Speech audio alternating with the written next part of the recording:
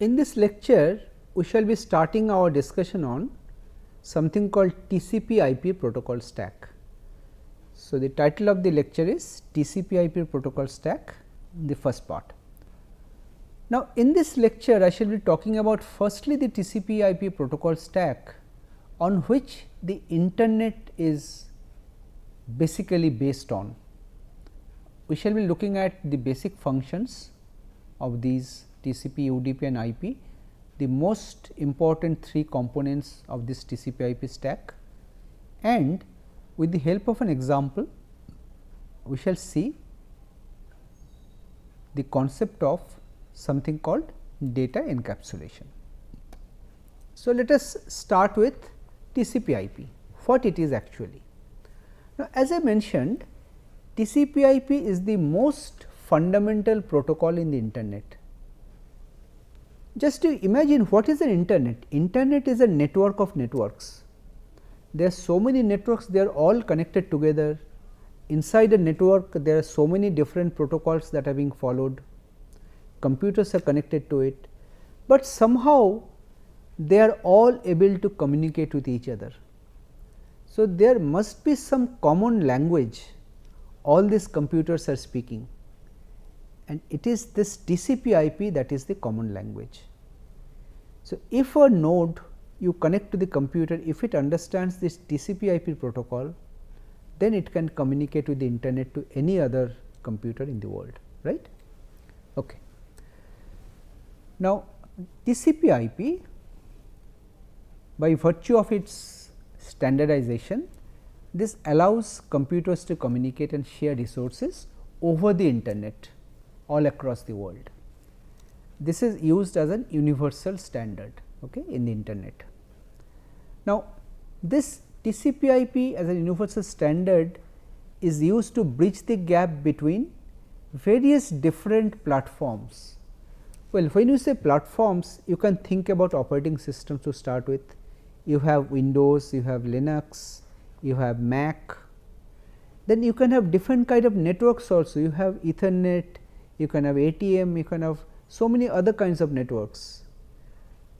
Talking about wide array networks, there are also so many standards are there. So, there are various alternatives and options available at every step. So, how do you make them work together? It is this TCP IP. TCP IP is the common glue that binds everything together, right. Now, this TCP IP, the work or the standardization started in the early 1970s as part of a project which was initially funded by the US military, but subsequently it spread to the different universities and finally it became a de facto standard in the internet. Okay. Nowadays, everybody uses TCP IP. Now, in TCP IP, the network layering, well, you have already seen in the previous lecture the 7-layer OSI model, which was proposed by International Standards Organization.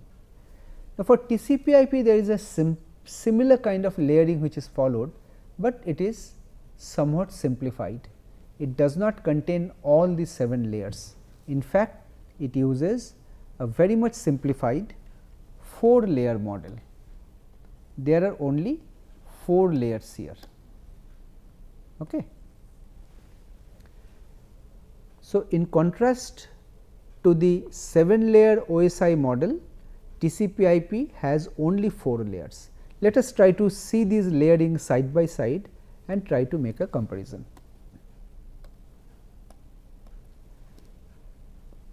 Okay.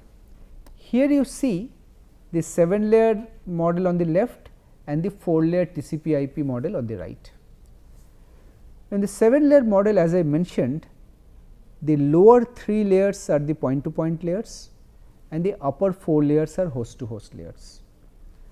Now, in the TCP IP, what they have done, they have simplified that the all upper 4 host to host layers, they have integrated in a single application layer. Okay.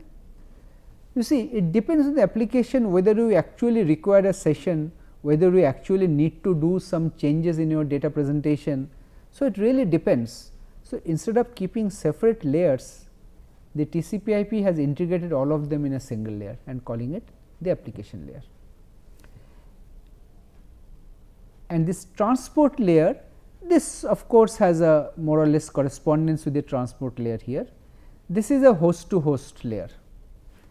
This is responsible for end to end message transfer. Network layer also has a correspondence. Network layer is mainly responsible for packet routing, delivery of packet across the internet, across the network. And again this data link and the physical layers, they are merged together and they are referred to as a single link. Sometimes this is referred to as a data link or a physical link, they are called differently. The point is that in a computer system, when you want to connect it to a network, there is some kind of a network card you want to use, network interface card, and the network interface card typically integrates both data link and the physical layers together. That is why in a simplified TCP IP model, the two layers have been merged into a single layer. Okay. So, this is the simplified 4 layer version in TCP IP. Now, in this 4 layer model, when you think of the data transmission, again it is somewhat simplified, as you can see here. This A is the sender, C is the receiver and B is an intermediate node. So, this A generates some data from some application, from application it goes down to the transport layer, from transport layer it goes down to the network layer to the data link layer, and to the data link layer it sends the data actually over the data link or the point to point link. Now, this intermediate node B receives the frame here, sends it up to the network layer takes a decision where to forward the packet next, and accordingly it sends it down to the data link layer of the outgoing link. This B may be having several outgoing links. There will be one data link corresponding to every outgoing link. So, it will be sending out to the data link corresponding to the correct outgoing link, and the frame will be going there, received, and it will be traversing the reverse direction and finally to some application in the destination C. Now, you can see this transport is an end to end layer or host to host layer, as if A and C are communicating directly. This intermediate node B is not visualized at this layer and also at the application layer. Okay. These are called end to end or host to host layers. Now, talking about the TCP IP protocol suite. TCP IP protocol suite is not a single protocol, but rather it is a family of protocols, a collection of protocols. That is why it is called a family of protocols, and these protocols are all based on datagram mode of data communication. They do not rely on virtual circuits, they rely on datagrams. So, all these things we have already discussed earlier. Datagrams are sent independently from one node to another to as a sequence of datagrams, they are all independent, okay? And the same message can be broken up into several packets, and each of these packets or datagrams may follow different routes. So, may follow different routes. So, delay may be variable, the arrival order at destination may be different. This already we have discussed earlier. Okay? All right. Now, this is a diagram which shows some of the TCP IP family members. There are more in fact. So, the most important ones are shown here. So, in the lowest level, this is the data link layer. Sometimes it is called the data link and hardware layer, as I said, physical layer, different names. So, if you have an Ethernet connection, you will be using an Ethernet layer here. This will be an Ethernet network card that will constitute the lowest layer. This is your network layer, this is here you have the network layer. Now at the network layer, the most important protocol is the internet protocol or IP. IP is the most important protocol that is responsible for routing of the packets, right. Now, in addition there are some other protocols, I will briefly talk about this after this, ICMP, IGMP, ARP, RARP, I will talk about this. They all work at the network layer level. At the higher layer, transport layer, there are two alternate protocols, TCP and UDP, transmission control protocol and user datagram protocol. And at the topmost layer, application layer, you can have any arbitrary user applications running. Now, in addition, as part of the TCP IP, there are some specific applications also which are also included in the family, like file transfer protocol, trivial file transfer protocol, simple mail transfer protocol. All our email is sent and received using this SMTP protocol, simple network management protocol, domain name system, and so on. There are many others. Okay. So, this is just a very quick picture. Now, talking about these four, I will very briefly talk about these. This address resolution protocol or ARP, this is basically used to convert the IP address. Well, each computer is having an IP address, will have an IP address. This IP address is converted to an hardware address which is called a MAC address. MAC address is referred to as a hardware address.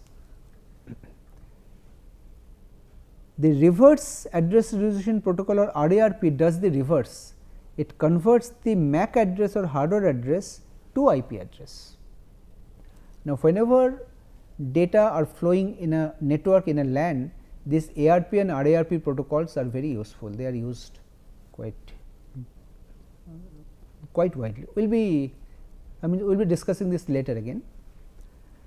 Now, then we have this ICMP or Internet Control Message Protocol, which is mostly used for a device on the network to send error message to other members in the network, okay? Like some service not available, something not found, etc. And finally, Internet Group Management Protocol IGMP. So, here a node can communicate with its adjacent routers some information about its multicast group membership. Like whenever it wants to do some broadcast or multicast, selectively it wants to send data to some set of nodes. So, it can inform the routers that this is the kind of multicast groups that you want to send data or receive data from. So, these protocols are roughly used for these purposes. Now, a typical scenario I am showing here, well, here I am showing two paths, one is a TCP path and other I am showing a UDP path. Well, here the application will be some user process which will be using TCP at the transport layer level, TCP will be using IP at the network layer level, and IP will be using the lowest layer hardware layer level. Or you can use UDP, the user process may be communicating with UDP, IP, then hardware layer level. So, what I mean to say is that when you are developing some application, you may either choose to use TCP or you may choose to use this UDP. Both options are available to you. TCP has some features, UDP has some features. Depending on your suitability, what exactly you need, you can use either TCP or UDP. But the point to note is that below TCP and UDP, you have a common member IP. So, IP is the network layer, it is a basic datagram routing service, okay? That is common, but above IP you have a choice, you can have either TCP or UDP.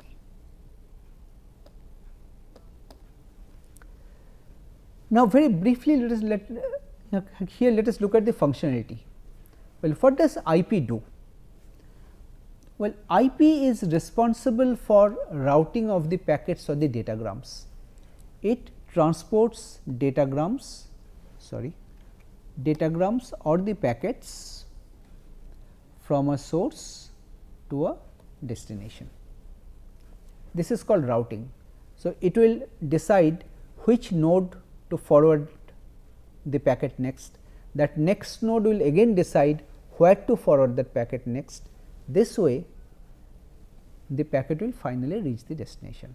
So, the network layer or the IP layer in each of these nodes will be responsible for this routing or packet forwarding. This IP has an additional responsibility. Well, if it finds that a packet is large, too large, it may break a packet into smaller packets. This is called fragmentation. This we shall see. The point to note is that IP uses datagrams, and we mentioned earlier when you talked about datagrams is that datagram is an unreliable service.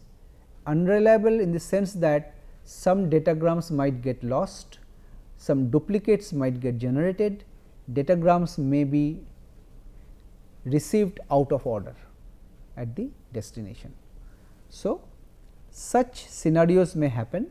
So means if you are using IP, you must be aware of these problems, that some packet may actually get lost. Okay? Fine. TCP understands that IP that is there below is not reliable. TCP tries to make the network connection reliable by taking some additional responsibility. How? TCP will explicitly check whether the data that is being sent is being correctly sent to the final destination, because the destination will be sending back an acknowledgement. So, the sender will know whether it was received correctly or not. If it sees that it was not received correctly, then the data will be transmitted again, so that some kind of reliability is maintained. So, essentially TCP tries to provide a connection oriented reliable service. Reliable service in this context, if some packet gets lost, it will get retransmitted. Connection oriented in the sense that the application running on the receiving end will have an illusion that, well, as if I have some kind of a connection oriented connection, some kind of a virtual circuit or some kind of circuit switching is going on. Data is coming and the data is being received in the same order. But as I said, IP does not guarantee that. IP may receive the packets out of order. So, now it will be the responsibility of the TCP layer to order the packets in the correct order and then forward it to the application. So, that the application will feel that, well, everything is fine, the packets are coming in the same order, but it is TCP which is ensuring that. Okay. So, TCP will be splitting a message into packets, reassembling the packets at destination, and if some packets were lost, as I said, it will be resending. So, all these services are done by TCP. And for actual data transmission, it interfaces with IP in the way that each packet it sends it to IP for delivery, and IP will be using its own rules and its own routing tables to transmit and receive the packets. And if there are some errors happening, well, IP will not handle any errors, it will be handled by TCP. TCP will check that whether all the packets are arriving correctly or not, and if some packets are missing, it will be requesting the sender to send it again. Okay? Something like this is happening. Now, UDP is a simpler version of TCP, which is basically quite similar to what IP is, just a little thing extra is there beyond IP. You see, UDP does not provide any kind of reliable connection. So, what UDP says is that it provides a connectionless, just like a datagram, unreliable, just like a datagram, for sending datagram. That means, you can say UDP and IP are very similar. It just provides a transport layer interface to directly interface with IP. It does not provide any reliability like TCP. It does not order the packets like what is done by TCP. It simply receives the packet as it comes. There are some applications where even if some packets get lost, you do not care. Like periodically, some network equipments are sending some status information to a central server that, well, I am good, or what is the status. Well, even if 1 or 2 packets get lost in between, it does not matter, because anyway the next packet will be coming again very soon. So, I will know about the status. So, there are some applications where reliability of communication is not important, and we can use UDP, because UDP is much simpler to use. The packet format is simpler and it is also faster. We shall see later that how the packet formats look like, right. So, UDP is simpler, because it is simpler, that is why it is faster. You see, as I told you, with each data some headers get added up. For UDP the header is small, for TCP the header is much bigger. That is one way you can understand why it is faster. Okay. And it does not care about error control. If there is an error, let it be. Some packets are lost, fine. So, it does not care about it. All right, fine. Okay. Now, the point to note is that in this TCP IP, this simplified these 3 layers, there are several addresses which are coming into play. At the lowest layer, hardware layer, well, most commonly we see something called Ethernet networks, that is there at the physical layer level in our local area networks. So, at the lowest layer, this is the most common kind of network we encounter.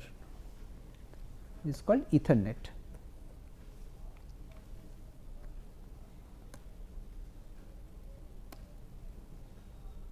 Yeah, this is the Ethernet.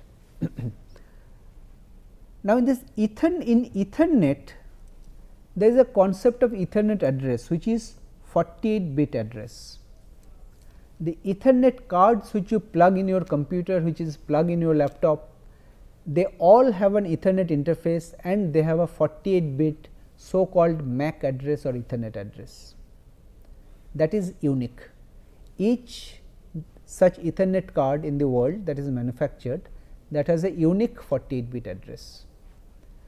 At the network layer level, at the IP, you talk about something called IP address or Internet Protocol address, that is a 32-bit address that identifies a supposedly unique address of a network interface. Whenever you connect a computer to a network, that network interface will be having an IP address associated with it, and that IP address also is supposed to be unique, but that is a 32-bit address. And at the transport layer level, you see there are so many applications or user processes which are using the network. How to distinguish that which user process is sending data, which user process is supposed to receive data? There is a concept of a port number or a port address. Port address actually uniquely identifies a particular application or a user process running on a machine.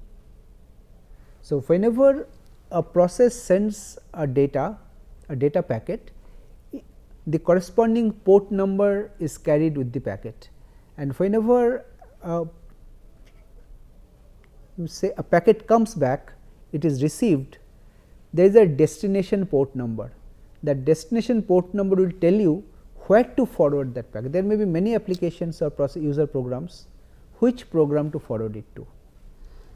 So, this port address basically uniquely identifies one of the user processes or user programs running on a machine. IP address identifies uniquely the network interface, and physical address, as I said, this is a characteristic of the network interface card, and every network interface card has a unique network address.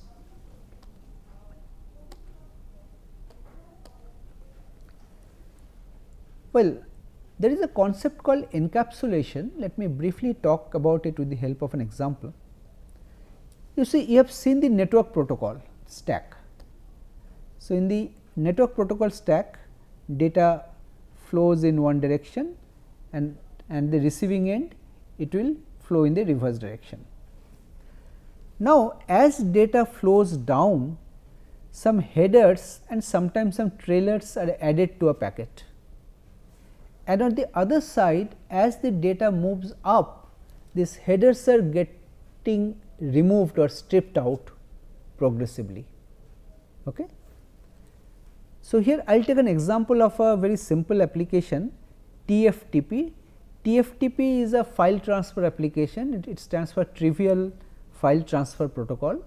So, as an example, I am assuming that there is a TFTP client, a program which is trying to send 200 bytes of data to a TFTP server. Okay.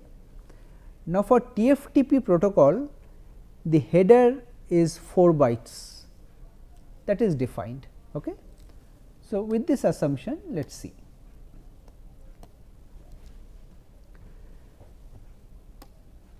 This is the data which you want to send. This is 200 bytes. This is 200 bytes. So, when it goes to the TFTP application, so TFTP application appends a header. This is a header of TFTP which is 4 bytes. This is the data which TFTP application generates. It sends it down to the transport layer, to UDP. TFTP uses UDP, does not use TCP. Okay? That is why it comes to UDP layer.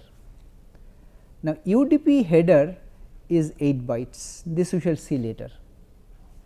So, at the UDP layer, an 8 bit of header gets added. Then it comes to the IP layer. For IP layer, 20 bytes of header gets added, and at the lowest level, it is the Ethernet. At the Ethernet layer, 14 bytes of header and 4 bytes of trailer gets added. A header gets added here, a trailer gets added here. So, ultimately in the network, in the LAN, whatever data gets transmitted, it is this whole data. You see how many bytes? 14 plus 20 plus 8 plus 4 plus 200 plus 4. So many bytes of data will finally get transmitted, but ultimately I was trying to transmit only 200 bytes. So, the remaining things are overhead, networking overhead. This is something you need to remember. So, as I said, as we move down from the application down to the lowest layer, these headers slowly get added, but at the receiving end, when you receive this whole thing, so it will again be sent up to the application, and here the reverse thing will happen. Step by step, these headers and trailers will get removed. In the next step, this will get removed, next step this will get removed, next step this will get removed, and finally, we get our 200 bytes of data, right. This is how the thing works. So, with this we come to the end of this lecture. So, here we had talked about some aspects of the TCP IP protocol. We shall be continuing with our discussion on TCP IP protocol in our next lecture as well. Thank you.